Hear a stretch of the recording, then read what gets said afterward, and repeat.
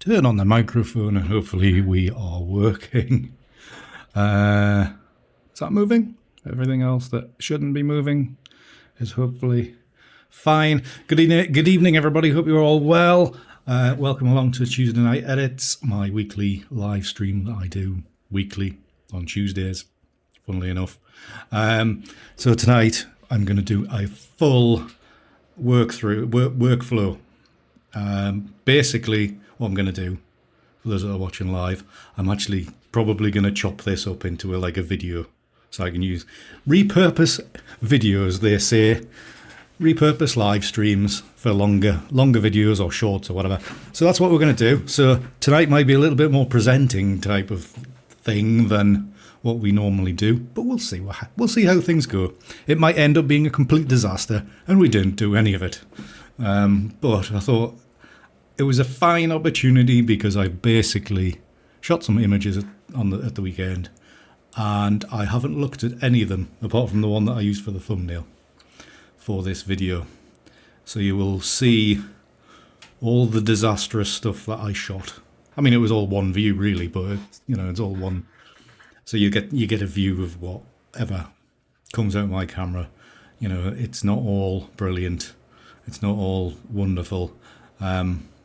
It's 99.99% unusable, and there's one or two decent stuff in there that if we clot around with it enough, we can bring it together to make a proper image. So, anyways, good evening everybody. Good evening Sten. Good evening Paul. Good evening Andrew. Good evening Seb. Good afternoon Kathleen. How are we all? Hope you're all well. I definitely do need to get some new videos on the channel, Andrew. You are bloody right there. I am terrible. Terrible. To be honest, it's a time thing. It's a time thing. A couple of okay. Yeah, exactly, Seb. Exactly. That's basically what it is. So I do think I should really, but then again, how do you get 100 or a 90-minute live stream, depending on what goes on? How do you get a 90-minute live stream down to 60 seconds for a YouTube short, or multiple YouTube shorts, or even just cut it down to like a 15-minute video?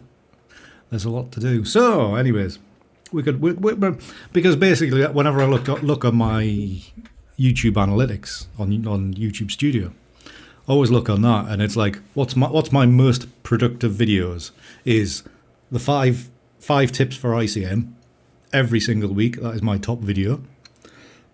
The next one is how to shoot waves, or a particular way of shooting waves is the next one, and then it's the 3 workflow videos which I shot in about 2017, which are terrible quality. Everything's changed.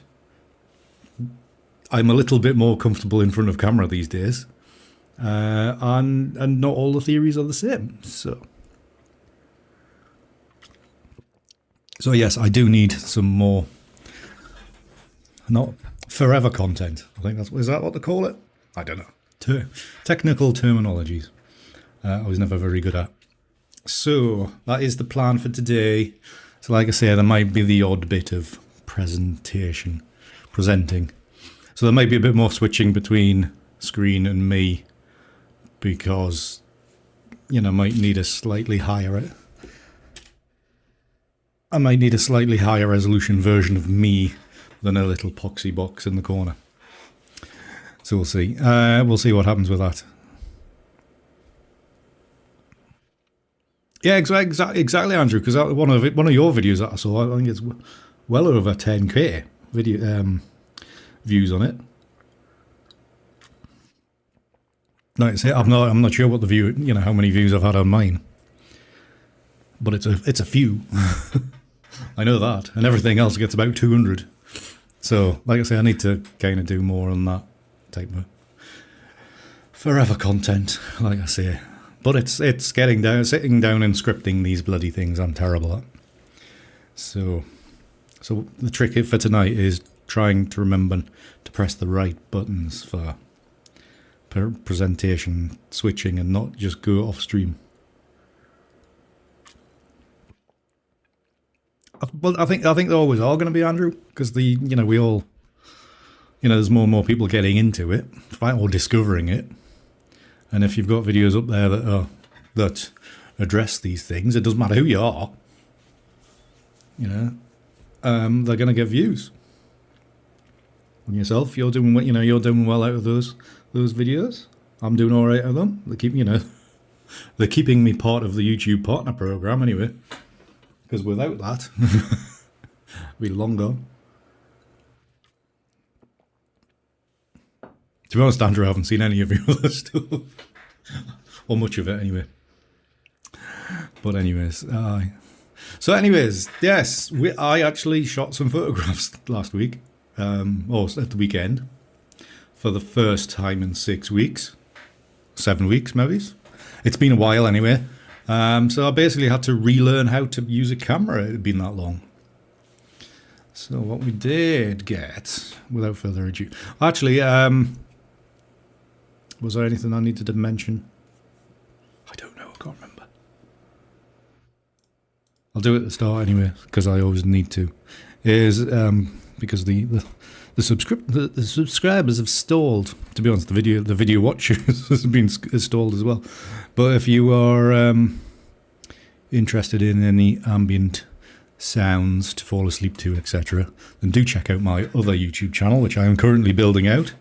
My intention yesterday was to start making shorts for it and reels and TikTok, short vertical videos for it.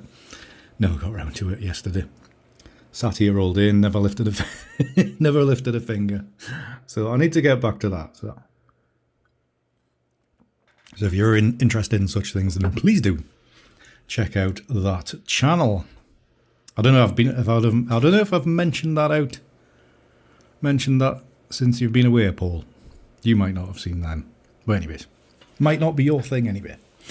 Right, is anything else? Just remember, if you are looking for, because I'm still due to shoot this video, if you're looking for any filters, I'm currently testing a filter, a variable ND filter from KNF Concept, and they very kindly sent me a code for saving 10% on, I think, anything in their store, to be honest. And there's that link or details below in the description. Check those out. And got a link for the new channel. It's in the chat there, Paul.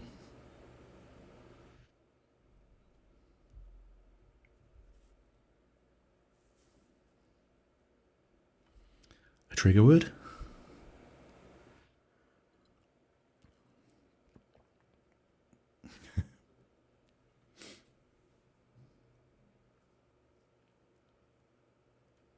I mean, that's exactly the thing, Andrew. I've of the few videos I've edited recently, I've kind of lent on the text editing quite heavily because it is so good. It's so easy.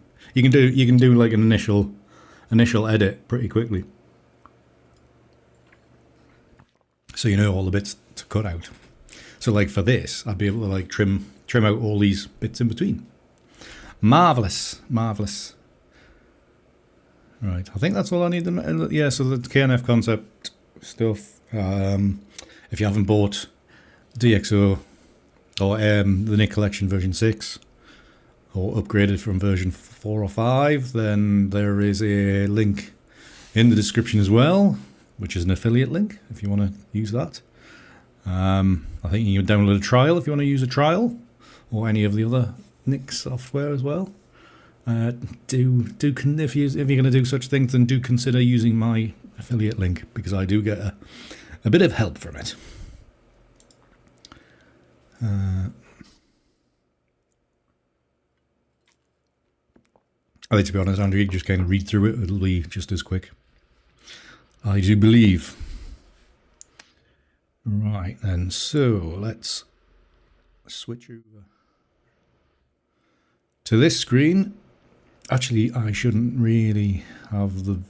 If I'm recording this for YouTube, I should probably knock off the ghouls and such. Social media counter. That one can stay. Squirrel can go. And that one can go. There we are. It's a wee bit cleaner now.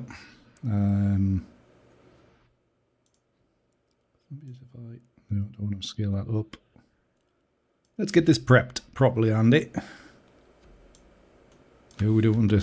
we don't want to make me look fatter. Let's extend that over there. Let's bring that in there, and then I might bring in frame a little bit more. There we are. Does that kind of fit roughly? It'll do anyway. So these are the images that I shot on Sunday, as you can see. It was actually, I went down to Bamborough. Yes, I know, we're doing Bamborough again. But usually when I've been going down recently, it's been in the morning, so the sun's been in the wrong direction, really. So I went down in the evening, like 6 o'clock kind of time, and shot it with... So the castle and everything was actually lit up and not in the contrasty kind of light. So that's a good thing. So let's have a quick look through I'm saying a quick look through these. We're going to look at every single image to see if whether they're worthwhile keeping or not. I might even explain what is going on as we go as well, because that is one of the things that people come to me for, is to discover what images work and which ones don't. Very much it's an intuitive thing. It's come from experience, many years of taking pictures and looking at pictures and combining pictures to bring it all, to bring everything out. And then you just kind of start learning. So what I'm going to do is, if I can select actually on Lightroom, I'm going to skip through these images and basically give every image I see something that's worthwhile keeping. I'm going to give it a one star using the keystroke 1. So some of these might be worth keeping, some of them might not be. At times I was kind of working on making sure I got the movement and the exposure time and the amount of movement, just kind of, working up what's actually gonna work. And sometimes the castle was in shadow and sometimes it wasn't, so I was just getting kind of prepped of, so to get the settings right as well. I also changed lenses part way through as well. I started with the 16-35 and moved into the nifty 50. So there's quite a lot of these with the 50, which I do find is trickier to utilise. So looking at these, you can see how the keep's in light, but the rest of the wall isn't. So, I mean, these were just very much setup shots to see what we had. Don't think any of these are worth kind of looking at. I did switch to the 50 at this stage. And like I could see straight away that 16 to 35 wasn't going to be good enough from where I was standing, so went straight to the 50 to get that little bit closer, because I didn't really fancy walking another 100 yards further on. There was another reason. Good evening, Larry. How are you, sir? Or good morning. Good morning, yes. Yes. Good morning, Larry. Hope you're well. Good to see you. So this is, yeah, I think this is the image I used on the thumbnail, which is, to be honest, looks pretty good. So obviously this one, we'll keep this one. And some of these are a bit, some of these come out with a bit too much detail. I'm saying too much detail. You can see figures in there. Actually, this one's probably not too bad. But you also got to remember that we're going to be using this to blend. So not everything is ideal, but it's probably good enough to use as a layer. Obviously at this stage I'm not really bothered. You can see how this on the composition, this one's a bit further to the right, this one's bang in the middle. I'm not too bothered about composition at this stage. I'm looking for, you know, not patterns, but how the image is forming. Probably skip these. That one's it's you know, obviously this one's a bit duller. Still waiting for the sun to catch the castle as I was hoping it would. So some of these I'm just kind of looking for shapes or just a nice texture. This one's got a nice texture down here in the grasses and around in the castle there. The arse then, yes. At this stage I'm not really thinking how I'm going to edit them yet. But there's something's, you know, it's definitely something, it's in the back of my mind. And obviously the light ones will, you know, lend more towards watercolour than, well, depends how many layers I use and what blend mode I use. But there's certainly going to be more coming through, you know, a lighter start. Like I always say, I always kind of shoot light because I know I'm going to be combining 4, 5, 6 frames together. So they're actually naturally going to be darker. So if I shoot light, then it's easier for me later on. But if you're not comfortable with shooting lots of layers and doing lots of Photoshop work, then, you know, expose the image properly, whatever properly is. So I think I'll mark this one down. It's got a nice texture to it. This one has got a nice little bit of detail. I can just see here. Maybe it's not this part here, but certainly this area here. And that's really one of the things I do mention to basically anybody that comes out to see is I am very much concentrating on not the image as a whole, but just identifying areas within each frame of what I'm kind of looking for. And this, like this whole, however many pixels a 48 megapixel image has, and basically I'm picking out for this little area here. And that's the kind of thing you'll spot after doing this for several years. Again, it's practice, experience. There's no short, easy way to do this, unfortunately. Or fortunately, for me, whichever. It's one of them things. To be honest, this one has a feeling of like a thundery or a weathery kind of day over in this area here, so I'll probably mark this one. Obviously, I'm not going to edit all of these tonight. I'm going to go do an initial inspection, and then I'm going to just pick out a few and we'll to combine to edit. So we're not editing 27 images tonight. It's still the usual one image. So let's go with the next through.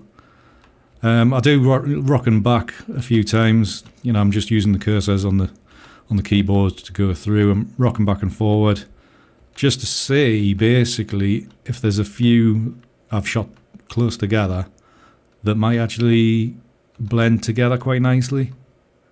Again, it's an experience thing. using a bit of intuition to drive things forward. That one is probably good.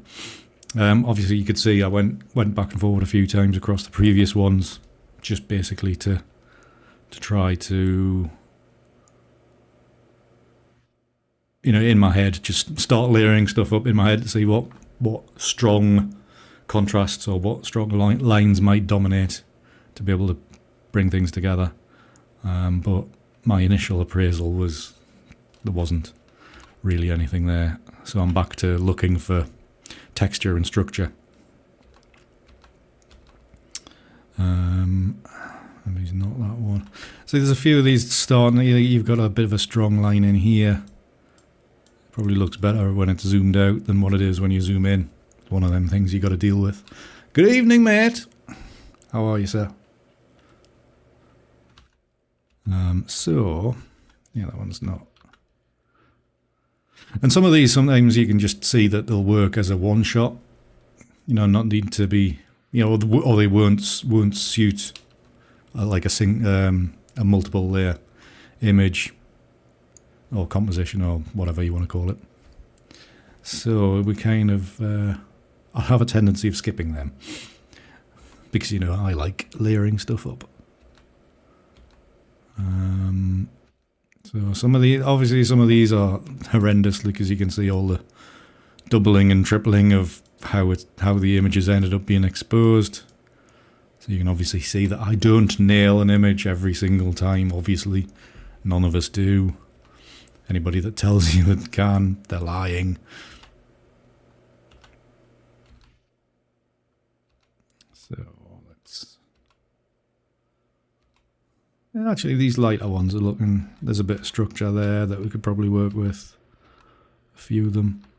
And sometimes I will actually pick out an image where I've caught a lot of detail. As you can see here, I've got all, you can see all the windows, and it's sharp.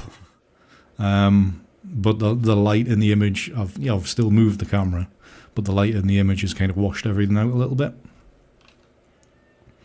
So you can utilize those details to build, to help build an image. And let's have a look. Obviously, then you go to the other extreme, and it's very soft. I think there's a little bit there.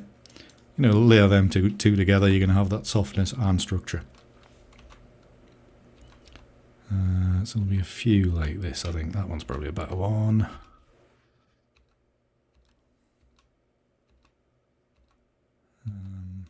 I mean, sometimes these would be alright, but you can see how horrible it is because it's doubled up.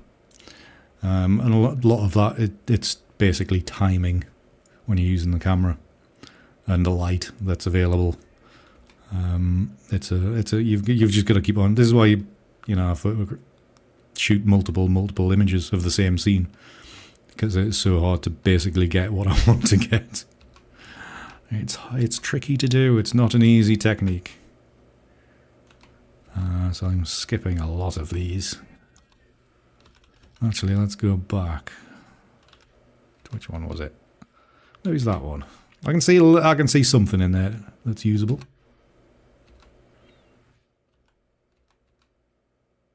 Probably that one. And probably that one.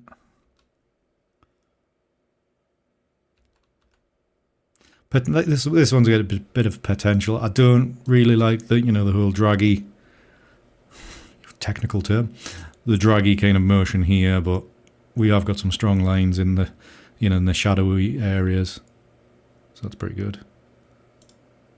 So that's kind of useful. That one's pretty good. Very random, ethereal type of image. Almost use this as a background to build off. It's always good to get a few of these. Best maybe not to go too wild with them, but they're good to have.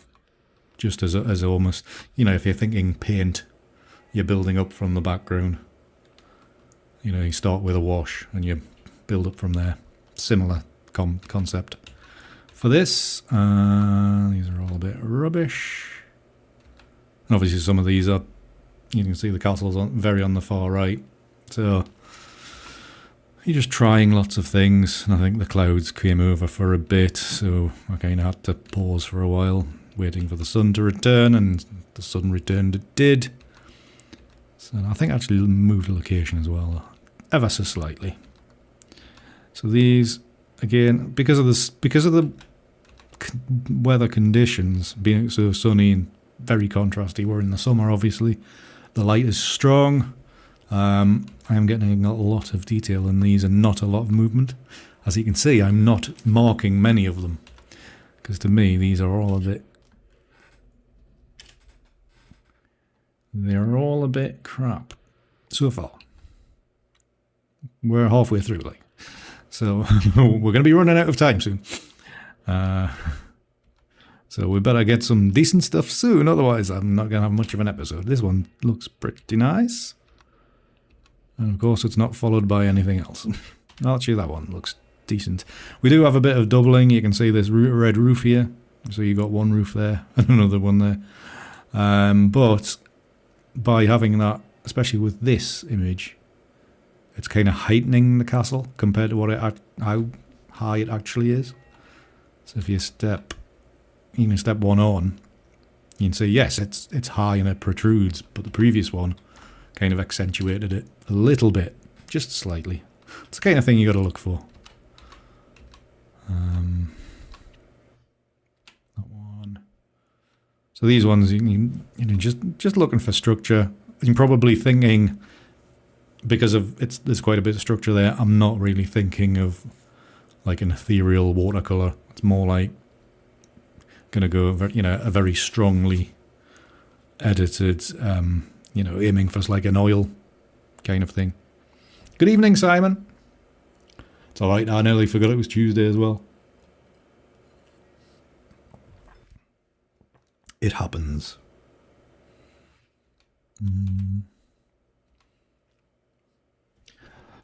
Good morning, Jen. Well, just about morning, isn't it? Only just. Hope you're well. Hope your morning was good. Have I seen you since last week? Oh no, it was after that. I was going to say thank you again for the membership, Jen, but I think I said that last week. Just looking at my notifications. Yes, it was 10 days ago. I was sure. Thank you for that. So these ones are quite detailed. So I'm looking for. I marked the two decent ones. So I'm just looking stuff that kind of almost resembles paint. Really, that's kind of what I'm looking for. Whether in certain areas, you know, we've got some nice areas down here, which is good. And then these ones, I think I did quite washed out. Purposely brought more of the sky into the image to wash out the foreground, because that was quite strong. They do, Jen. They're very inconsiderate of them to make you work.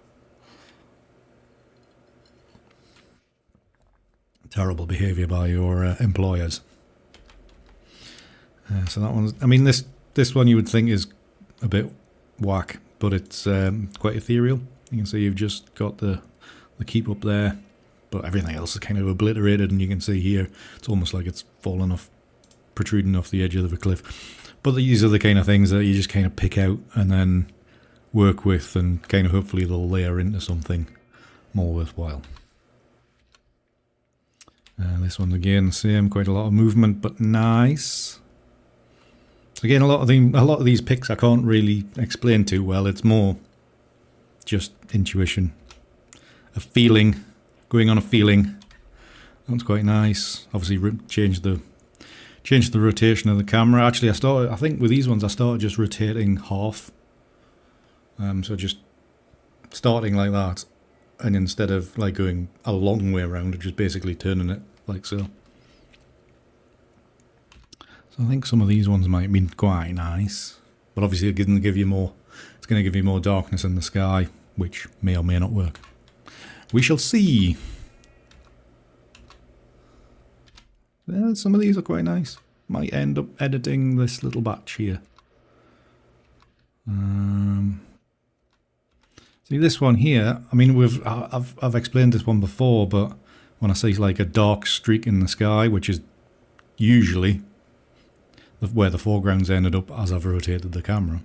So this kind of, the way it's layered over the clouds, it almost gives you that kind of overhanging stormy cloud kind of thing, which kind of, as you'll know having watched me for a while, then it'll have, we can work on those to kind of build things up. So we're picking that one. Oh, I already did. I'll go back and pick any of these others to make sure. We'll go for that one. I think I missed that one out. Definitely this one. And let's go with that one. It's not perfect, but it might be useful. And then I must have... Did I change lens? I think I maybe changed filters. And lenses, maybe.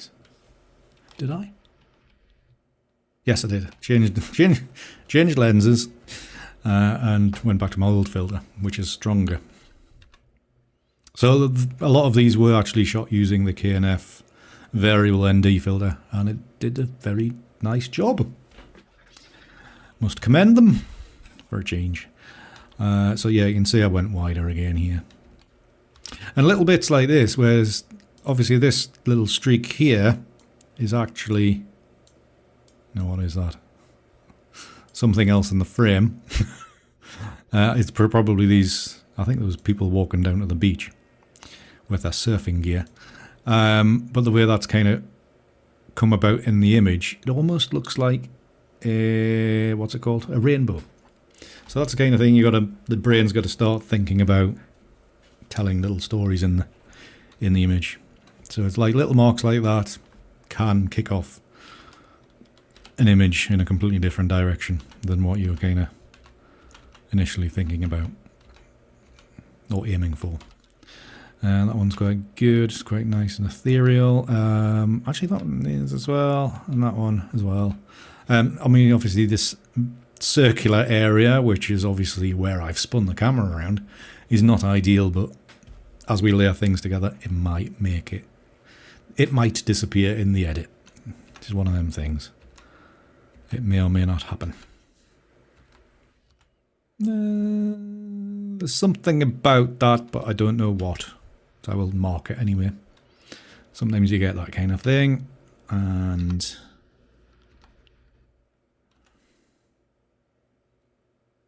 again, there's something there, but whether it'll see the light of day again, who knows? That one's probably better. And then the sun was misbehaving. And these are all bad again. Actually, some of these are alright. The way I was moving, got this ridge on the left-hand side. Looked quite nice. So I'll probably work with this. Just tells a little bit different story, doesn't it? It could be a tsunami rolling in or a desert storm, even though it's the North Sea. You never know.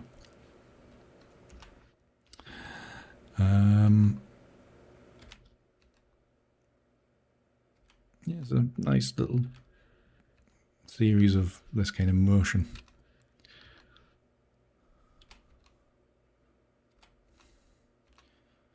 An edit for another day, I think, though. Don't think we're doing this one tonight. So yeah, these ones probably as well. Just the way these lines kind of line up. You got this, nice strong line here, so it's defining just the castle bit there. That one it's just nice and soft. The castle there, quite nice.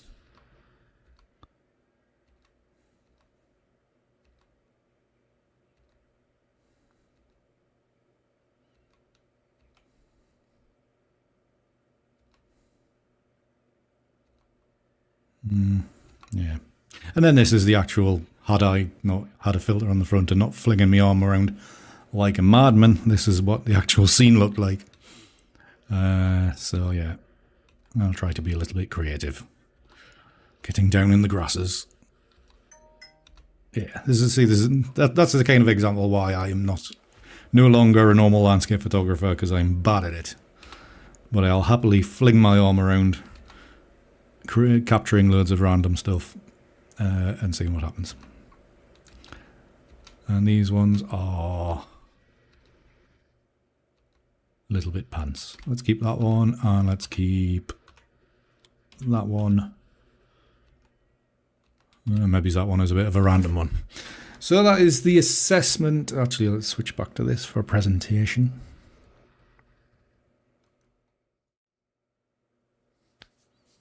So that's my initial look through each image that I shot on Sunday, all 206 images. As you can see, there's vast amounts of rubbish in amongst there. Actually, I think if I click filters, so if I click rated on Lightroom, I'll switch back again now. So if I click rated and click that to 1, out of 206 photos taken, I have 53. I think that's hiding just behind me on the screen. So 53 picked out of 206, which is a quarter. To be honest, that's pretty good. And I was watching that, you probably saw I missed out quite a few. Just skipped on by. So yeah, 53 out of that's not bad. Out of that 53, I'd probably expect to do 5 edits, maybe 4. I don't know. There's a few setups in there that might do okay. But yeah, we'll see what happens. So the next stage is getting into the deciding you want to edit. And I can't remember what I kind of fancied editing. Is it some of these ones? Was it? I can't remember. Wasn't these ones? Yeah, I think it was these ones. I just fancy editing these. So let's starting with that one. Good evening, Aileen, by the way. How are you? It's a bit more stunted tonight, Aileen, because I'm kind of doing this with the possibility of chopping it down as an evergreen type of video for later on. So hence it might be a little bit more presenty than normal. Less jokes, because Peter's not here. He messages saying he was busy shooting all day and wouldn't be here. So it's an ideal time to do a video with less humour. Oh, less ripping the Mickey out of them anyway. But I hope you're well, Aileen. So if we edit, yeah, if we pick some of these, so let's definitely. So at this stage, I might, in this case, for ease of use, I'll mark the ones I'm gonna use with 2 stars. So I'll give this one a 2. Saying nothing, Andrew. Yeah. So I'll give. Should I use that one? Yeah, let's use that one. Definitely that one, because I like the whole overhang wispiness of it. Very ethereal. And we'll give it that one because it's a nice strong shape to combat that etherealness. It'll give it a little bit more structure, hopefully. Like I say, all of these, I have no idea how it's gonna come about, but it's having a little bit of a desire to push an image in a certain direction to hopefully make something decent. That is the objective. So alright, you lot can misbehave all you want. Well, not all you want, obviously. But it's like I say, it's maybe just a little bit, be a bit more presenty than. I was going to say a bit more Philip Schofield, but that was a bad example. A presenter of TV that kind of, yeah. Anyways, shut up, Andy. Don't open your mouth, you'll make a tit of yourself. Right, so I've made selections for marked some of these with 2 stars. So we've got 1, 2, 3, 4, and 5. Don't ask me why everything always ends up at 5. At selecting 5 images, it just happens to happen that way for me. What's that one, Jen? I can't click it because it doesn't give me, like, an idea.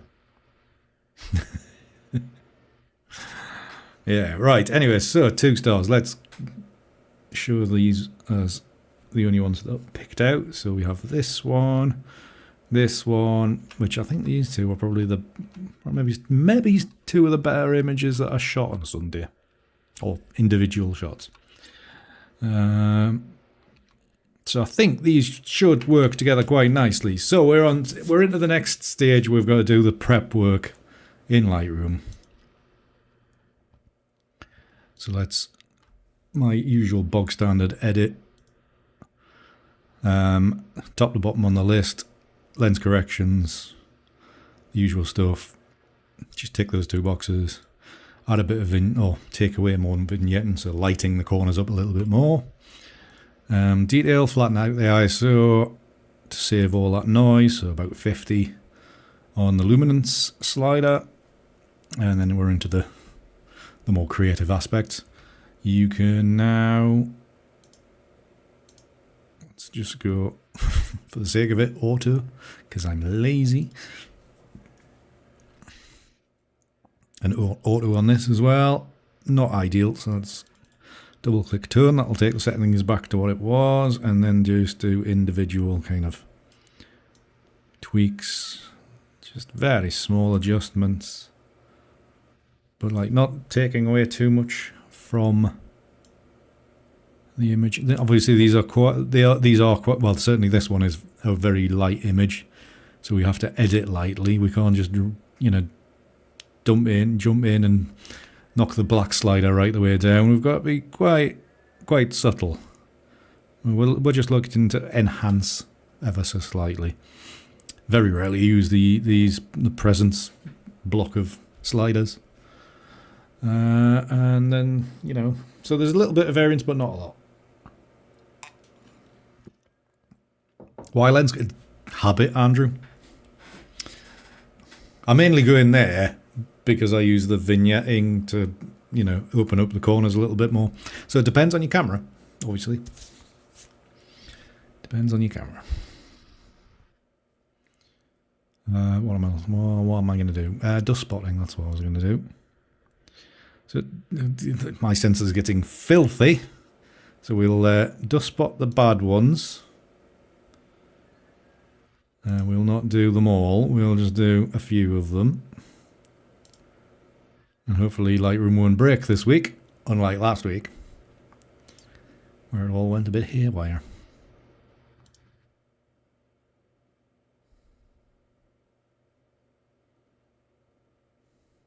Let's do the ones near the middle.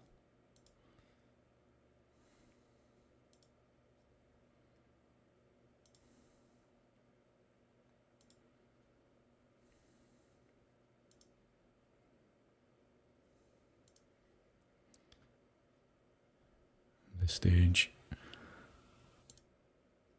the stream starts to struggle because Lightroom is so hungry. Well, that'll probably about do, and let's get that and out of that. So that should be most of the dust spots taken. Now this is a little bit yellowy. I did shoot this in kind of the late evening, so I just liked it to be a little bit warmer. A little bit more evening kind of light. Actually, let's add in a bit of contrast now. Maybe something like that. Is that about good? I don't know. There's a point where you start making creative decisions and you think it might not work, which is always a little bit embarrassing when you're doing it live, when things don't work. Right, have I added a bit too much on the magenta tint there? Would that be better? Would it be better? Maybes. Right, and then we shall, where's the settings? Oh, if I select all of those, and then we'll hit sync, and that'll have all the ticky boxes ticked. That'll synchronize all the settings across all my frames, and then they are now ready to be edited in Photoshop.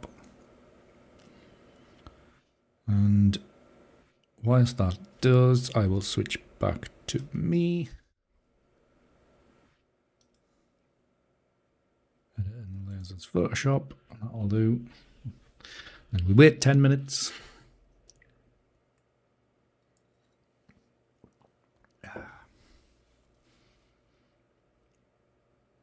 Just let things run because it'll slow the computer down for the encoding.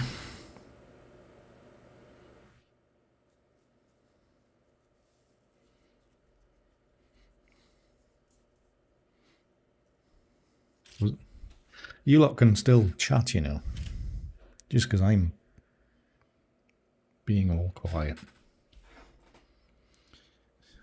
I'll be more direct to the camera.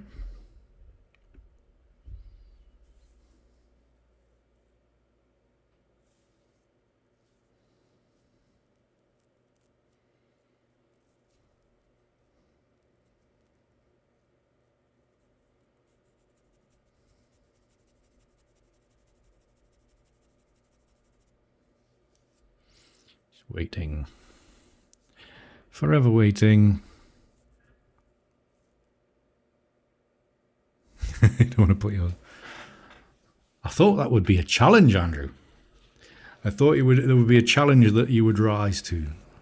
Make Andy laugh in the middle of a recording session or something. Because that's the kind of thing I would do to people. Don't make it. Yeah. Or don't make it a challenge. Entertain me. Entertain me. I know. Would have been an idea. Do the old, like the Streamiversary one where we had the two cameras. Or like the main camera up there pointing this way and then the other camera. Actually, I still could, because the other camera's there. The old one. So I could have that set up even closer. So it would actually look at the dartboard. Would be good, would be good. Yeah, have I got much more to do in here? I could still do a bit more decoration up in here. Would make it a little bit, I was going to say a little bit more homely. It's a bloody office. It doesn't need to be homely. Right. I don't want to endure this. It's fine. What was that?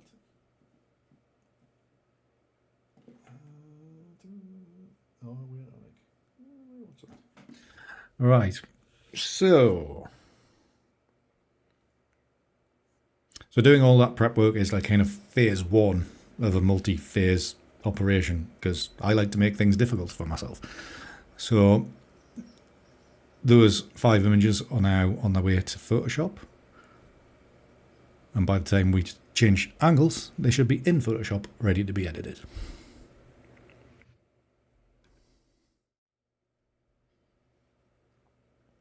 And here we are. Oh yes, same with me, Andrew. However, distractions are also good. Otherwise you work too hard. I think. Yeah. I class working as sitting in this chair. Whatever I'm doing. Because generally I'm doing research on something. Trying to learn something. So to me that's work time. If I'm learning something, that's work time. Right, so we have all these 5 layers all ready to be blended together. So that is what we shall do. Not particularly, Simon. I think I've showed it before. It is currently a building site out there. They're building 3 houses right in front of us, so it's not the prettiest at the moment. In about a year's time, once they've finished, people have moved in, done the gardens. I might have done my garden by then. It might be a little bit prettier. Because actually straight out there, looking down at my garden, or yard, whatever you want to call it, it's a bit messy. I do too much sitting as well, Andrew. I do. At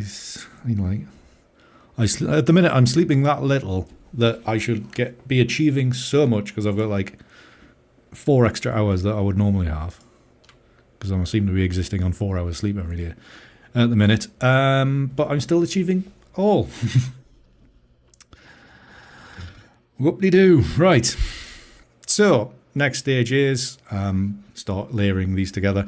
Now, my usual thing is to basically, however they come into Photoshop like this, I'm not going to move them around just yet, is just select all the layers so they're all in action, or whatever you want to call them. And then just drag through the blend modes and see what it looks like. Start letting the brain develop ideas with each blend mode as it appears. With lighting here, you can see the castle's kind of starting to form. There's a few lines in there. Generally, I don't particularly like lighting as a blend mode a lot of the time. Overlay and soft light obviously sometimes give very nice results, sometimes not. Then you get into the kind of the weird and the wonderful ones like difference and exclusion. Sometimes these are great, sometimes they're not. In this case, they're not. So tonight, as is per usual, multiply might be an option. But I have a feeling it might not be all 5 layers we're going to use. I think we're going to be just assess each one on top of the next and rearrange, move things around, and basically see how it looks. So I'm just going to hide all these layers. I'm going to start with a layer where the castle's kind of in a position I would like. And this one's a bit too far to the right and a bit too near the bottom. So where's the next one? See, maybe this one is a bit better. You can see it's a little bit higher. So then you kind of base everybody else's position on this one. So this one is about on there. So you use the move tool up here.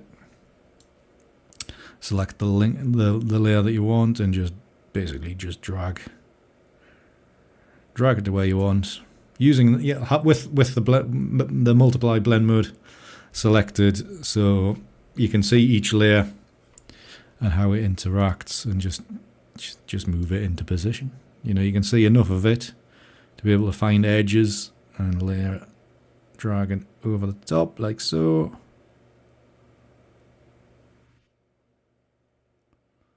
Like a saw. See this, like this is 3 layers. I can see there's promise there.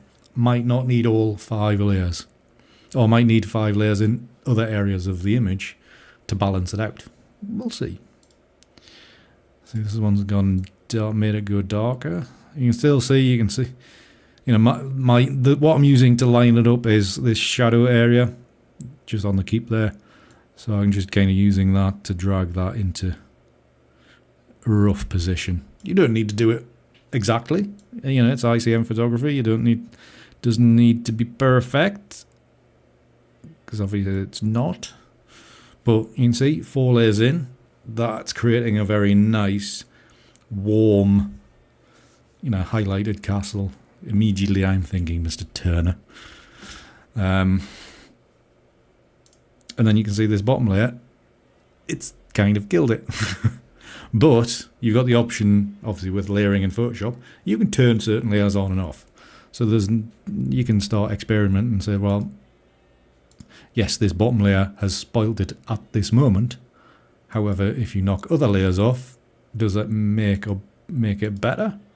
Or is it definitely going to be that bottom layer? So you're taking that layer out, give the castle a bit more definition. Maybe it's a bit too much definition. So, but I think this bottom one is a bit of an issue. Just generally. To be honest, I could maybe keep it in for this darker area at the top. And let the rest of it let the rest of it go. So obviously I'd kind of tune myself into my vision by, just flicking these layers on and off, whilst my brain computes what I'm going to do with it. So if I have that on, and then basically what I'll do here is use like a gradient mask, or use the gradient tool as a mask. So I make a mask by clicking this button on this layer. You got the gradient tool, set to black and white. And then remember to which way around it goes, Andy. Actually, let's redo that. Make it look like I know what I'm doing. So draw a gradient, and then you can see how that removes that bottom layer. You can see here, that is your mask. So you can still move this around, position it perfectly, like so. Or wait for the computer to catch up, obviously. Let's have it about there. Now, obviously, this did take away, from this line here. If you basically drew a line across here, that's your line. But I did quite like this area a little bit darker to contrast with the castle here. So what I'm going to do here is, still on this layer, we've got white selected, and I'm going to use a paintbrush, and it's 50% opacity, 50% flow, roughly. And I'm just going to paint this back in, and then I'm just going to darken this little corner off. Just like so. Doesn't need to be heavy. We're only going at 50% opacity. And then that will set it off a little bit more. And again, you can still continue to turn layers on and off, just to basically see what they're going to do. Like so. Or you can see that this one's slightly off alignment. You can tell, I'm pointing at the screen, you can tell if you look at this area here, see, like this is a nice straight line, but if I turn this one on, I've got a bit of doubling up, so this one just needs to come across just a tad. That's the wrong layer, Andy, you numbskull. So if you select the corrected layer, just drag this across, and see it's given it a little bit more better definition. So again, you could think about what layers to take out or reduce opacity of. But I think we'll leave it as it is, quite like this. So we've got this canvas, so you can see you've got this very moody looking sky now. And it was quite, when I shot it, it had that inky blue, dark blue, grey, inky kind of sky. There's obviously a lot of dark cloud out to sea. So it did really set it off. I love that storm, what I call storm light. Love it. So that's pretty much why I took the camera out. Well, I'm going to take the camera with me. So I had to dismantle everything, because obviously I use my camera as my webcam at the moment. So I had to dismantle it all, put in the batteries and everything, and take it down and actually use it as a camera for a change. So we've got this nice area here. Out here, it's not brilliant, but, there's a bit too much lininess here, up here, but we can probably make do. I think it must be, is it that layer? Yeah, it's this middle layer that's, we've got the shadow, I'm saying shadow, the kind of the double of the castle in this area. But when you take it out, it lightens the image a lot, and I quite like that. Contrast the area. So you potentially could, there's two ways to deal with this. You could take this layer out, like so, and then maybe use a curve to bring everything back again, or like darken everything down, which might try that. Or, yeah, that's probably the way to do, the way to deal with it. Or not be as harsh by taking the layer out, but maybe play with the opacity.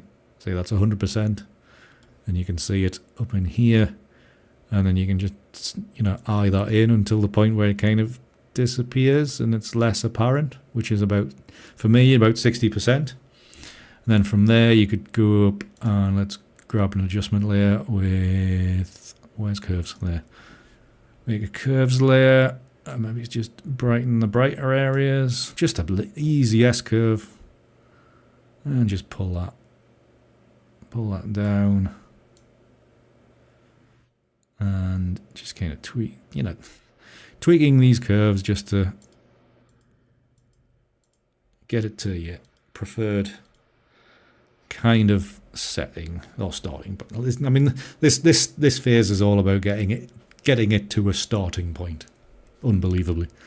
You know, we're an hour in, pretty much, and this is just the starting point of my usual phase. So what we do now is we kind of save time and we just crop out all this stuff we don't need anymore. Snap to the edge, thank you very much. Sometimes I will clot around to keep the canvas size quite large. Often these times I don't. I'm getting lazy in my old age. And I'll just get rid of it. So we have this. If I have it to this stage, this is very dark in here, which I'm not overly concerned with, but I do think it may cause an issue in the next stage. So, but we can always come back and use the curves adjustment to lighten it a bit more, or actually take a layer out.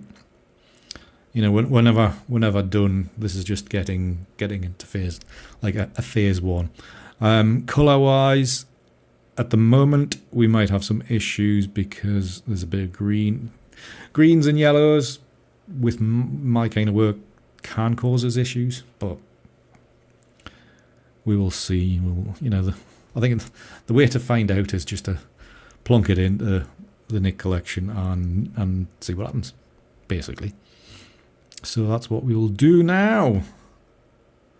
So the Nik Collection, Analog Effects Pro. Give that a click. You lot are all very quiet in chat. There's probably about 3 people watching as well, which is why you may be a bit quiet.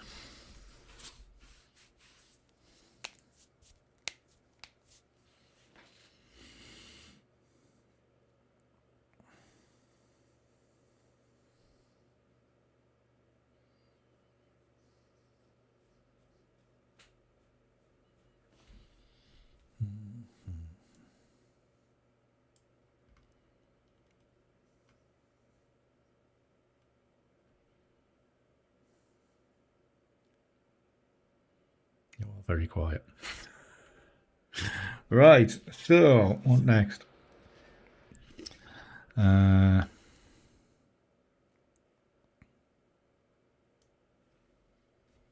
back to me. What's that doing? I might reshoot these intro bits because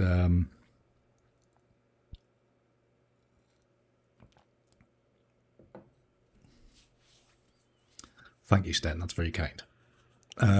But yeah, so hopefully you're all taking a few tips away as well. What else was I going to say? Yeah, I'll probably I might record these kind of intro-y bits because I can, as I'm going through this, I can see this maybe being just a couple of like a series of videos rather than just the one. It's multiple parts. We'll see. We shall see. We'll see what happens.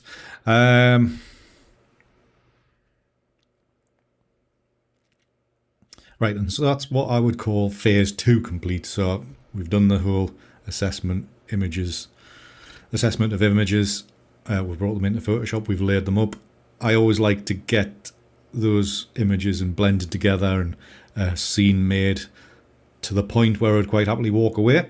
And I think we've got to that stage where I would almost quite happily just walk away at this point. But me being me, I like to push things a little bit further, and that's where we use Analog Effects Pro, which is part of the Nik Collection. If you don't have the Nik Collection, there's a link in the description below. It's an affiliate link. Click that. Helps me out a little bit. And also in this demonstration of the Nik Collection, we'll also be using my presets for it, which again you can find a link in the description for below to purchase those if you want that shortcut to be able to get started or get a range of starting points for your own images. Doesn't need to be ICM images, can be any kind of images, but it gives you that kickstart to get on with your images without having to reinvent the wheel every single time. Right, back to this.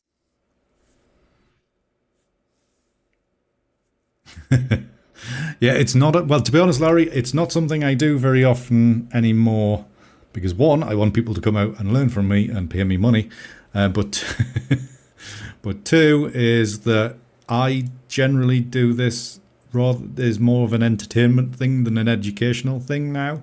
I mean, like this as in Tuesday night edits. I kind of treat it as more of a bit of an entertaining thing where it's like, what are we making this week? What image is going to appear, and how much of a laugh are we going to have in chat? The days of it being descriptive like this every single week are long gone. So that's kind of what we're doing at the moment. So looking down my presets, some will work, some won't. This is generally a darker This is generally a darker image for me for a starting point, so a lot of my presets are kind of configured for like more of a lighter scene. So options may be more limited. As I'm scrolling through, there's a few that I probably would never look at because they are very dark. For example, let's click on this one. As you can see, it's very dark as a starting point. I mean, these things can be, with the sliding of a slider, they can come back and be much more usable. However, I've got to try to find something to make this image nice. So again, I'm just kind of looking through, and anything catches my eye out of my range of 85 presets. If there's something there that catches the eye, then great. If there's not, we're in trouble. So we're back at the top, and I haven't really spotted anything. Oh, wonderful. Right. So it might be a case that you just pick a starting point with one of these presets and then just tweak the hell out of it until we get something decent. So at that point, I'm kind of thinking, well, as I'm looking down, rather than judging composition, I'm maybe starting to look at thinking, well, I'm just looking at colour now. We can change the composition as we go on, and how the images interact with each other. So let's look for something colour-wise. Scrolly. It's a little bloody mess. What's this one like? Colour-wise, this is fine. I think probably the main thing is that a lot of my presets, everything is turned upside down. This is one of the few ones, as you can tell here, it's actually the right way up. So this one might work better. And then again, it might not.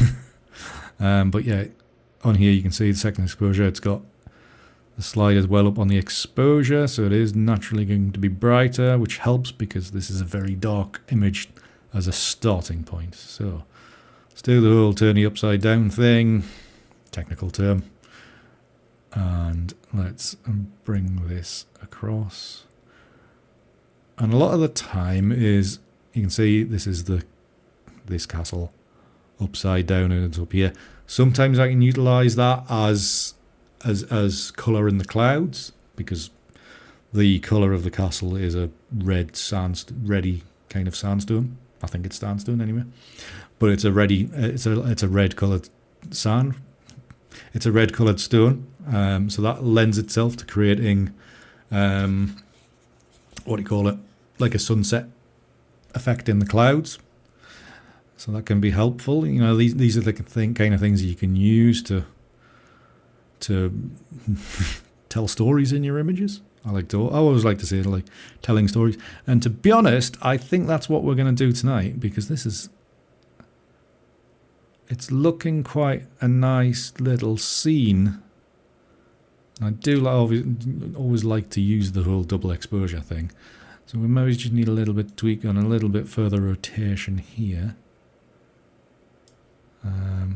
As you can see, it's all about how this top layer and bottom layer interact with each other. Hi Serge, how are you, sir?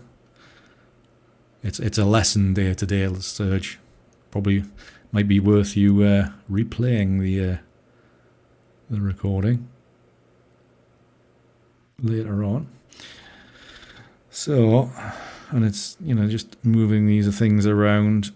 At this stage, I might also be starting to think about how I'll end up cropping the image. And obviously because of the way that it's all composed, that's as big as it gets, not quite. We've got a very dark area here, so it's a case of, do we balance that out or do we lean into it? These are all kind of the decisions we have to make. So let's drag these. So it's everything. You just need, a lot of the times all you need to do is move this a couple of a handful of pixels, and it can make a vast difference to the image.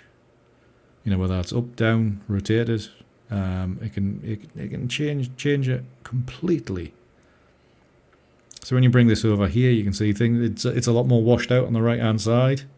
It's lost quite a bit of that drama, which is not ideal. So having that colour in the sky, I think, is going to be essential. So it's just dependent on the thing. It becomes, where do you put it for the utmost drama. That's what it's about.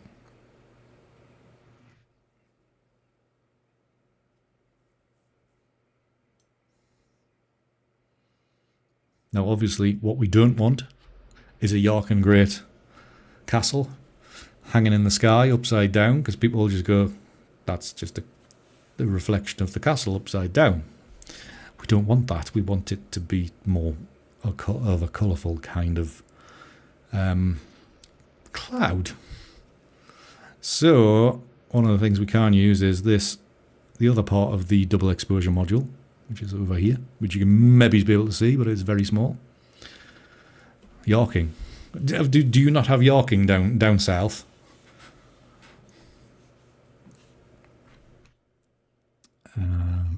So we have, but what we do have is this zoom strength and rotate strength. These two sliders, which you can also use graphically through this user interface. And it will actually, by using that, it'll soften out this and it'll make it softer and therefore more cloud-based, I think, kind of.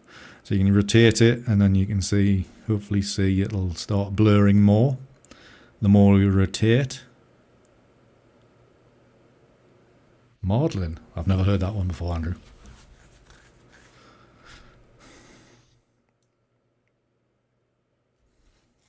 No, I'll say like a York and Great.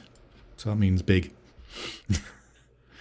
Means big. And also if you move, you can move this around and that changes the rotation point of the image. You can see moving it from there, roughly there to here, how much that changes. And that's made it a hell of a lot better. And obviously more subtle. And it almost gives you that more of a, what you call it? A stormy kind of, almost looks like it's rain falling. A model is a conversation. Okay, well that almost suits, because I used to watch darts quite a lot, and there was a guy on there, a darts player called Wayne Mardle, who ended up being a commentator. He's always got a lot to say. Always got a lot to say. So you've added that colour into there, into this. So this is going to end up a reasonably simple image, ICM image. I am obviously known to go quite a bit further and a bit abstract and a bit wild, but this one I think is going to end up being quite realistic. So just like almost an impressionist type of painting. That's the kind of thing I think we're going to end up with. So, but in this double exposure, so I'm not going to talk a lot about Analog Effects Pro, because we'll be here forever. But basically there's these modules on the right hand side which you can activate from this camera kit button up on here. You pick the various modules, they appear here, and then you tweak them. So they are, to me, Analog Effects Pro 6, or Analog Effects Pro part of the Nik Collection version 6, it's just a fantastic general program for creativity, to be honest. I don't think DxO know what they have with this software. I'm trying to tell them, but I still don't think they know what they have. So we have an exposure balance slider. So this changes which exposure, whether it's the base exposure or the top exposure, has the dominant effect of the two. So you obviously slide more to the right. The second exposure is taking over dominance in the image, and if you slide below, then it's the original image.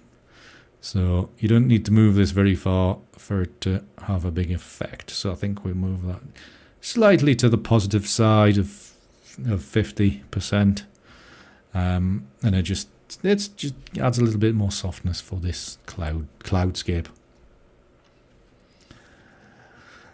Drag in the bottom left corner. Oh no, not more dragons, Paul. Well, at least Peter's rabbits aren't going to be here.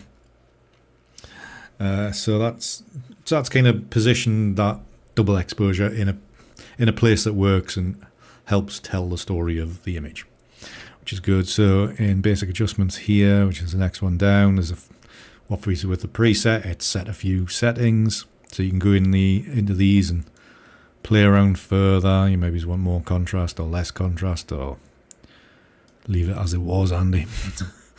You can do all kinds of things, bit of detail extraction. Without it, it's pretty soft and horrible. So, add that in until you're happy. To be honest, that's quite nice there. So that was a little bit stronger that was there and set in the preset. So again, these presets, basically all they are sliders. So they're all configurable, they're all changeable. So you can do all these wonderful things. Lens vignette is the next kind of setting, and this basically, it's only quite a weak one. If I make that stronger, you'll see better. This stronger, you can move this around, and I use lens vignette in this sense basically to draw the eye. So if there's an area in the image I want the viewer to be fixed on, or want to dominate the image, I'll use lens vignette to change the surroundings so the eye is drawn to it. You can change it from a circle to a rectangle as well, and that'll change things around. Obviously that's quite strong. You can change the strength of it. You can go positive, and that'll add in a white vignette, which is handy at times. This one, I don't think we need to come very far into the negative side of things. You can change the size of it as well, so it has an effect outside. And actually, I think I'm going to pull this right the way down, so I'm feeling that it's quite strong there. So maybe you want to strengthen the darker one to about there. But because the sun is coming from hitting the castle from the right hand side of the image, kind of over my right hand shoulder, then in thinking in reality, then things beyond the castle are going to be darker. So having the vignette further to the right, is probably more in the realms of realism for mimicking light. So it's one of them things to play around with. And maybe we do, if we're going over there, we want a circular vignette. It is, Paul. There's a lot of stuff in Analog Effects Pro, which is a pretty neat tool. And like I said, I don't think DxO kind of know what they have. Also, you can change the scale of this as well. So in this case, I think a bit of a vignette. This over here, maybe it's not as strong. Let's dial that back a little bit, ever so slightly. It's not too bad. Actually, if I bring that down a little bit more, and then that just kind of knocks some of this area back, like so. That's about it. There's some color tabs here, but I'm quite happy with this one. You can change the strength down and up. Actually, changing the strength for that one is quite nice. And change the fadedness of, like, because it's a film-based mimicry kind of program. So it's got, you know, add fade for like old film. So you can reduce that back and it'll give you a dramatic kind of look. But you can just be a little bit below 50%. That'll give you like that. No, it would be nice if it could, Paul, like that actual vignette thing. There's a lens thing in another part of the camera kit that it does different lens, you know, like multiple, like it'll do like four frames. I don't know, I can't remember. I never use it. And then also you got levels and curves down the bottom here, so you can do way more tweaking and stuff. So it just, you know, these curves just work pretty much the same as Photoshop. So you can, but at this point you can make or break an image. At the minute, I'm not sure what I'm doing.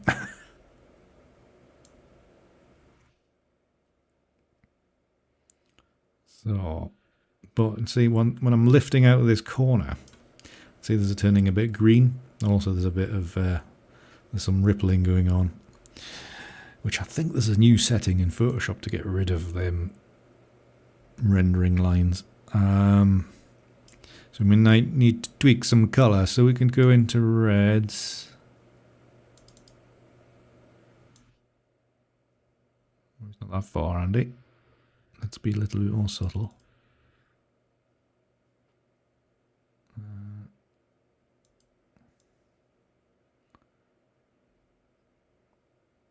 Adding a lot there.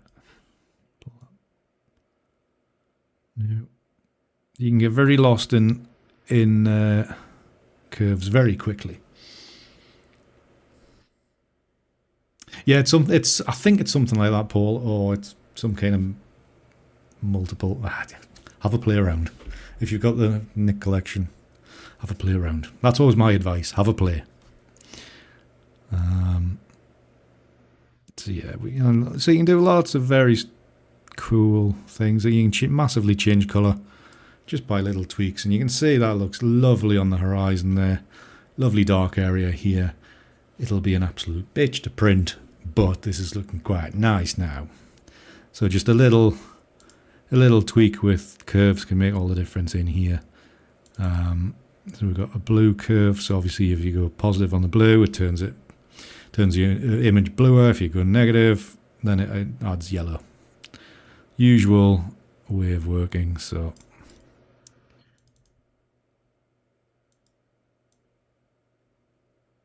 very small adjustments needed. So when we started we had that, and we are currently at that, and I think that looks way better. Looks like there's a good strong sunlight hitting the castle, so that's wonderful. Before, after, lovely. And I think crop wise, I'll probably be tempted to, because it's got so dark on this left hand side, might be tempted just to chop that off. But we'll see. Or maybe because it's accentuated that much, then it might be all right. So I think as a, bit of a demo image, I think this has kind of turned out quite nice, not knowing really what I was going to do with it. And I think that we'll call that pretty much a finished image, but we're not quite finished yet. So we'll click apply and we'll head back into Photoshop.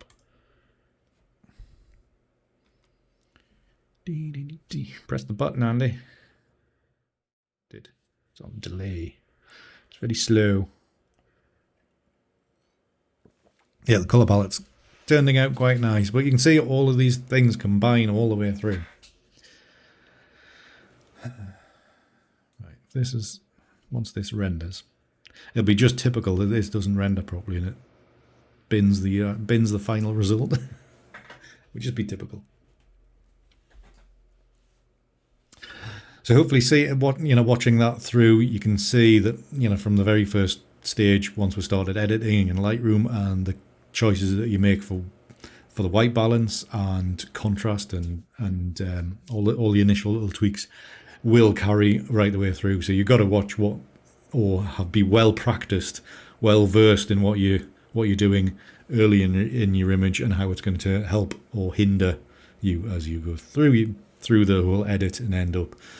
Sometimes you can get it back with creative editing, but generally you want to make good decisions at the start, which will help the image as you go through. Right, back to this. So we're back now into Photoshop, and I don't know if there's much to do in Photoshop. Probably very little. So maybe just have a little bit of inspect around the image, and obviously the highlight of this image is very much this area here. It's turned out very nice. Reminds me of some classical works. I mean, it would be nice if these could be accentuated a bit more, so it'll look more like falling rain, but it'll do. I mean, potentially this area down here, because this is the beach, the colour for this could be made more sand-like than rather than having this red tint that we've ended up with. But that's a minor point, and to be honest, we might actually even chop that off. So there's not a lot of point in spending lots of time on it. So I think we are quite okay with it. Obviously it's not the best work I've ever made, but we've done it live like we do every Tuesday. But this one has specifically done it live to produce forever green content, or whatever the terminology is, for it to be on YouTube for forever, for good, for you to kind of witness and learn from without watching an hour and a half of Tuesday night edits every week. So I'm quite happy with that. So we'll head back into Lightroom by clicking save, and this always takes forever. Go back to this whilst it does it to free up some resources. Are you enjoying yourselves, by the way, the few that you are still watching? Leave the stream a like if you're enjoying it. Remind me you're still there.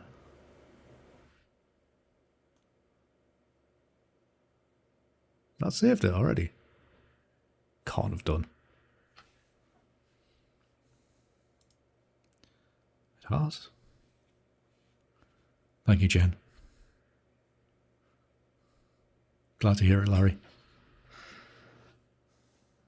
Is it in? It is. Is it? It saved it very quickly. That's a miracle.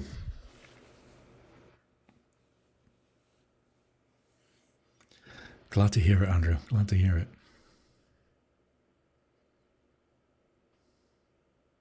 You like it when I'm working serious?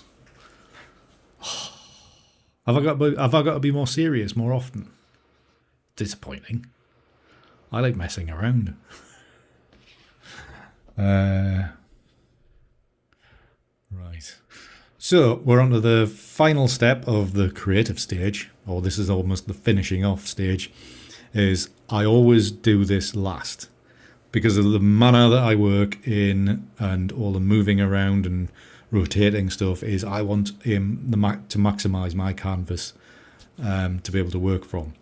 When I was doing normal landscape photography, the first thing I do basically to concentrate the mind is to crop my images to what is potentially the final crop. So whether that's a 16:9 or a 2:1 or a 9:16 if it's vertical, or 5:4, whatever crop it is. When I'm doing normal work, that's my first step. When I'm doing this work, it is the final step, because I just want to maximize everything, every possibility. So it is not unknown that I will get several crops out of one image. So let's do some cropping.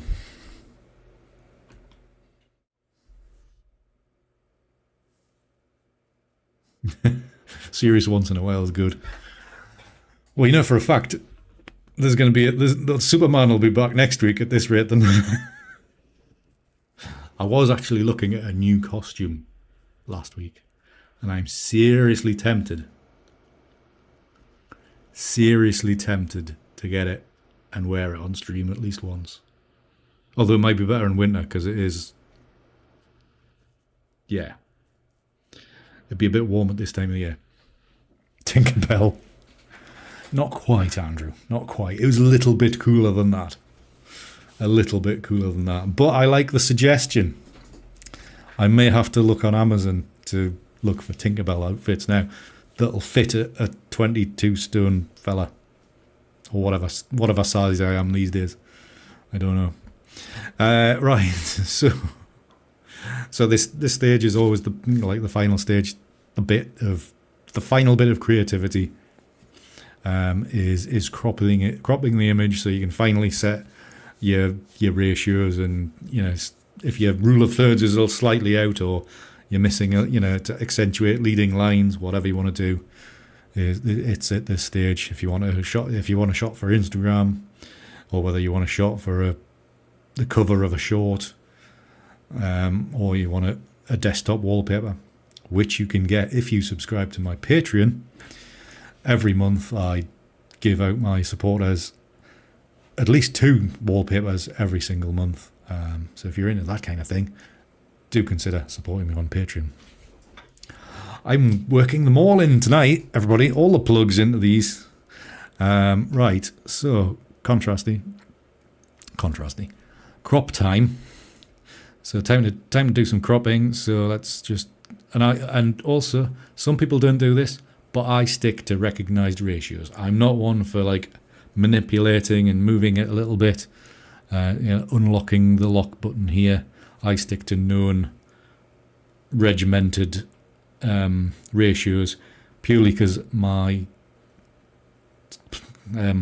what you call them, my framer from years ago used to get really annoyed because I would go in with images that didn't fit any standard frames, and they said, for God's sake, use standard ratios. So now I do.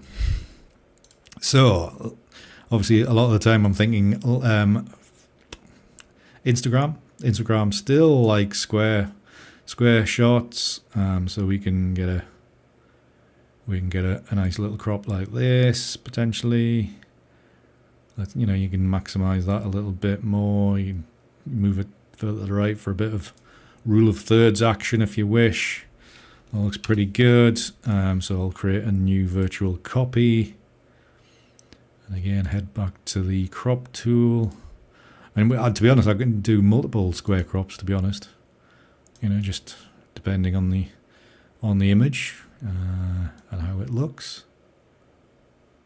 So we could, just use that nice little castle shot just in one. So let's go another virtual copy. You might need to try to unsee it, Sten. I might be tempted to carry that out.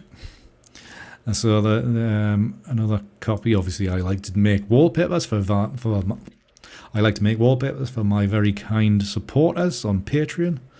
So wallpapers are generally 16:9 for the old desktops. So I have a tendency of doing this, and it's just a case of kind of at what point does the image work best. Just citing it like so. Of course, we could embrace the new AI stuff, and you could use it to extend the canvas if you needed a little bit more room. All these options are out there to help us. Some would say they're there to hinder us. I'm all for experimentation, seeing how they're going to help us. I like to be optimistic. So let's like that, and that gives that. Now to me, it feels a little bit open, so we can use the effects tab and then just bring in a little bit of vignetting. That'll just kind of hold the image in a little bit. Quite nice like that. Just holds it in a little bit more. So another virtual copy, and then kind of thinking the classical kind of ratios. So let's go 4:5 for a nice bit kind of image. So we can go like this, nice big canvas. We can probably pretty much go right to the edge of there. Maybe just eke in a slight amount. Because we've got this dark area here, and we're starting to go out into this darker area here. You don't, personally, you know, you don't want to, so it's very dark in one. It's nice to just kind of edge the, have everything enclosed at times. And obviously this has still got the vignette from before, so you can change or get rid of it, whichever. Actually, it's quite nice. Just adding a little bit more to it. Quite nice. And again, another virtual copy. And this one I'll just do as a 3x2. Because the original built image was slightly off from 3x2. So we'll get a 3x2 version, just basically for record keeping. There we are.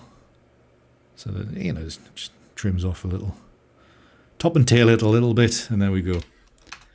Click that there, and we've now got 5 crops from the one image. Just scrolling through them. We've got the two square crops. Both of them quite nice. This one could maybe do with a bit of vignetting in. And maybe moving slightly to the left. Let's do that. The great thing about cropping in Lightroom, it's not permanent. Let's go a little bit of vignetting. Not a lot, just a little smudge. Like so. There we are. It's slightly off center now, which is just, it's not as noticeably harsh. That's quite nice. Right. So we've got those two. Did you notice the color change there? It's because the image previews, I found this out. There's a different rendering profile between library mode and develop mode, and it's very subtle, but it has a strong effect on reds, especially my reds. So I've got to trust that it's fine for when I print. So but seeing as not many of mine gets printed these days, we're all right. So here we go, and then obviously we've got the wallpaper, which quite possibly will end up being a wallpaper for September's Patreon members and YouTube members. You can become a YouTube member as well if you wish. You get the same benefits as Patreon. So you've got a choice of platforms, whichever way you want to support me on. 5x4 crop, which is quite nice. A bit more classical, isn't it? A bit higher. And then 3x2, just for the sake of it. And there we go. That is today's full edit workflow, from discovering what rubbish images I had right the way through to the finished edit, finished crop. And I'm reasonably happy with it all. So I hope you've enjoyed watching that whole process through, from, you know, discovering the first images of what I had from Sunday's shoot, right the way through to the final image. Remember, if you've enjoyed this, if you're watching this as part of the series of videos that I'll be putting out, I do this every Tuesday without the educational side of things.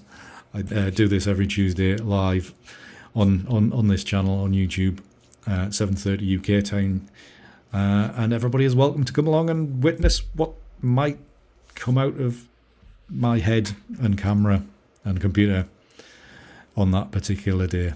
You're never sure what we're going to get, and all the fun that we'll have in chat as well.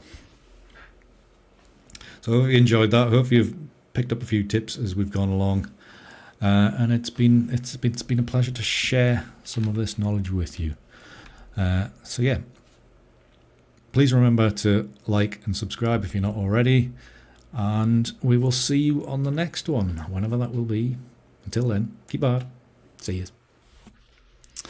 Right, that's the recorded stuff out of the way, everybody. Hopefully be able to splice some of that together into some semblance of order. Not quite done yet, Jen. That was just a sign-off for the recordy stuff. So, unless you're having to run away to do some work. But yes, I should really wrap up because I've been going nearly over an hour and a half. So, we got up to our usual 16 viewers. It might be all right, Andrew. Might be all right. I think it'll end up being probably. I think actually I might just release it as a series of 4, like 3 or 4 videos. But I might just release them all at the same time rather than break them up. I think I might just do that. Then it's more manageable. We'll see. We'll see. It might be alright. It might be alright. So anyways, hopefully you enjoyed that. Hope you enjoyed the final result. In the end, I quite liked it. Thought it was reasonable. It was quite good fun. Why there's a cape on the door? There's a video, Paul. I think the last video on my channel. If I have a look at my channel, wherever that might be, YouTube. My channel. Let's just go to YouTube.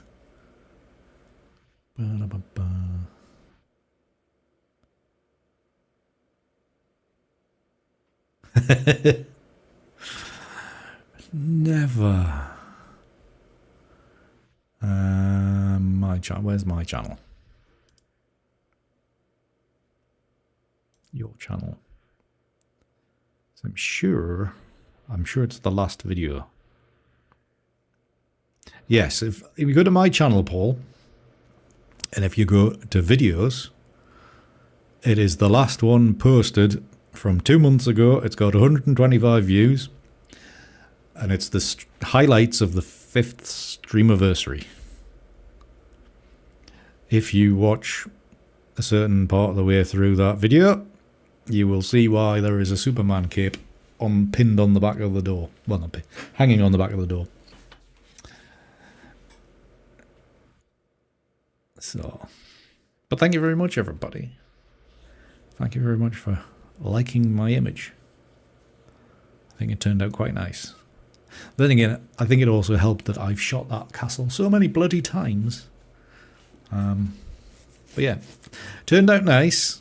It's amazing what a bit of decent light will help you with. How that'll help. So yeah, but it came out lovely. Right.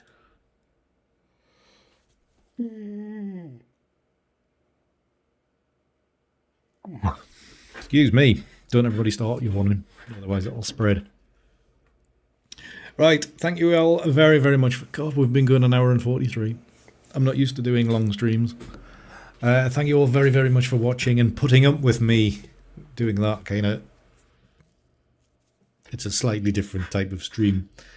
Don't know if I play darts. They'd probably beat me, Paul. That's why you wouldn't get an invite.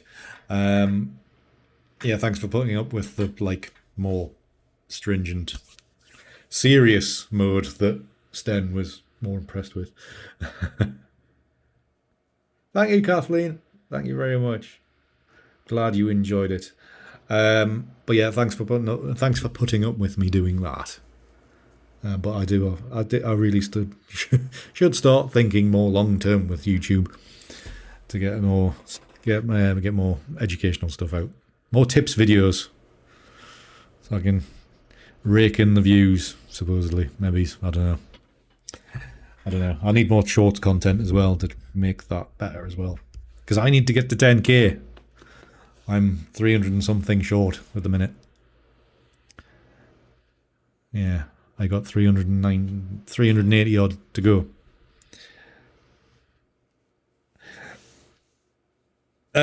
I'll intend to kind of trim it down as well, Kathleen. So, but if you want to watch the whole thing again, be my guest. It will remain up for a while anyway. So, right, anyways, must let you all go. Thank you very much for sharing your evenings, mornings, afternoons with me. It's been lovely to see you all. I do appreciate everybody hanging out and coming and spending their valuable time with me. It's always lovely. So thank you very much for coming out. I will see you next week. Well, yeah, in a way, Andrew, I'm gonna crop it out in a certain ways.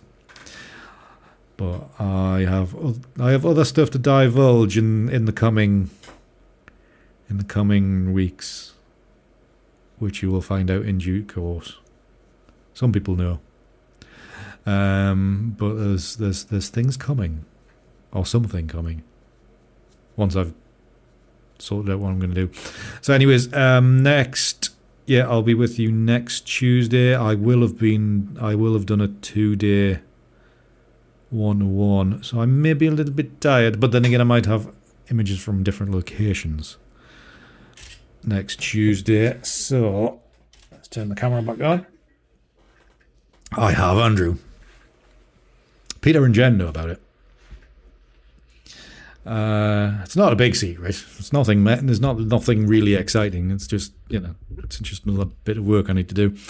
Now I'll be here next Tuesday, and then because next Friday is the final Friday of the month, the 25th will be the Patreon Zoom chat, where more site secrets may be divulged. Got to pay the money to get the secrets.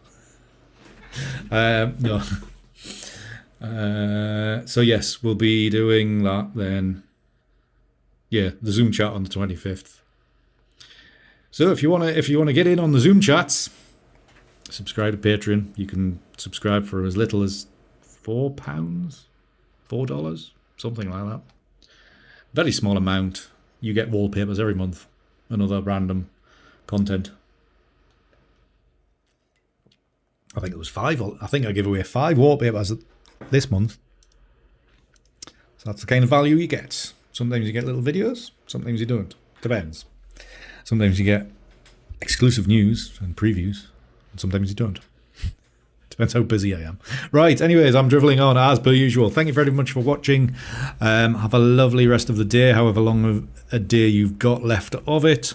Have a great rest of the week. Have a fantastic weekend, and I will see you on Tuesday, hopefully. Thanks again for hanging out, and until then, keep it hard. See yous.